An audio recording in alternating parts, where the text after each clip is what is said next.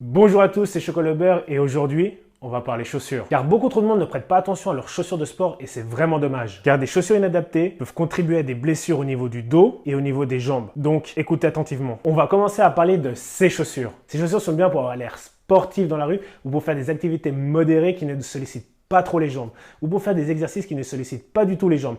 Exemple, pecs, triceps, biceps. Car à la longue, la semelle s'affaisse et je vois beaucoup trop de monde avec les semelles déformées. Et franchement, j'ai mal pour leur corps. Car des semelles déformées changent vos points d'appui sur vos pieds. Et à force, sans vous en rendre compte, vous allez compenser avec le bassin, les jambes, les chevilles et le dos. Et à la longue, vous risquez de vous blesser. Et surtout quand vous commencez à faire des squats. Donc, quand vous commencez à courir, à faire les jambes, ou que vous faites des exercices de force,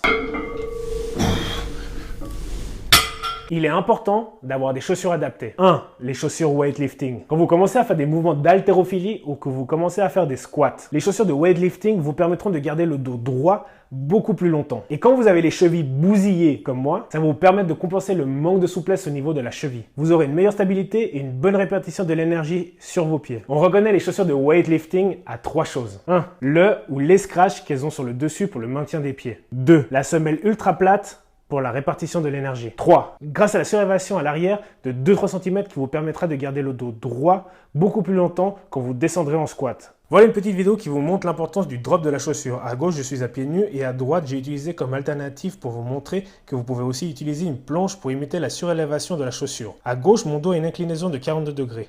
À droite, mon dos a une inclinaison de 60 degrés. Mon dos est beaucoup plus droit et j'ai moins de risque de forcer sur le bas du dos.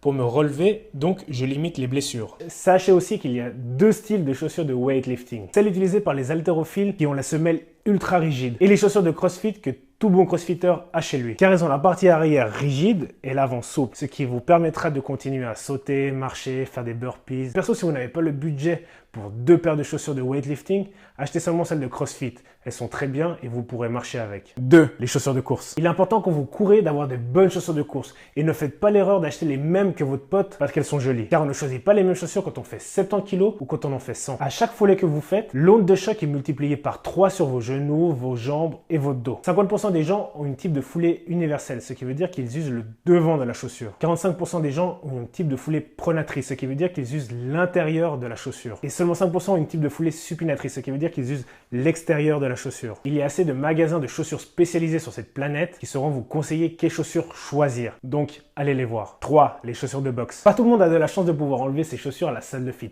car beaucoup de fitness refusent par manque d'hygiène et parce que certains d'entre vous, vous puez des pieds. L'avantage avec ces chaussures, c'est que vous n'avez pas de compression qui se fait au niveau de la semelle, car celle-ci est quasi inexistante. La semelle ne se déformera pas et ça ne vous fera pas modifier le positionnement de vos jambes et de votre dos. Et pour le soulevé de terre, l'avantage est que vous ne perdez pas de force et que vous êtes beaucoup plus proche du sol. Donc vous avez beaucoup moins de distance à parcourir et je vous promets que sur des grosses charges, les quelques centimètres de différence peuvent faire la différence entre un rep et un no rep. Après, il n'y a pas que les chaussures de boxe, il y a beaucoup de marques de sport qui sont mis à faire des chaussures ultra plates. Après, une paire de Basan peut faire complètement l'affaire. Certains powerlifters en utilisent. Bon, d'accord, c'est pas stylé, mais bon, c'est déjà ça. Après, c'est à vous de trouver les chaussures qui vous conviendront le mieux. N'ayez pas peur d'investir dans des bonnes chaussures. Votre corps vous en remerciera. Bien sûr, l'idéal serait d'avoir minimum 3 paires de chaussures consacrées juste pour le sport.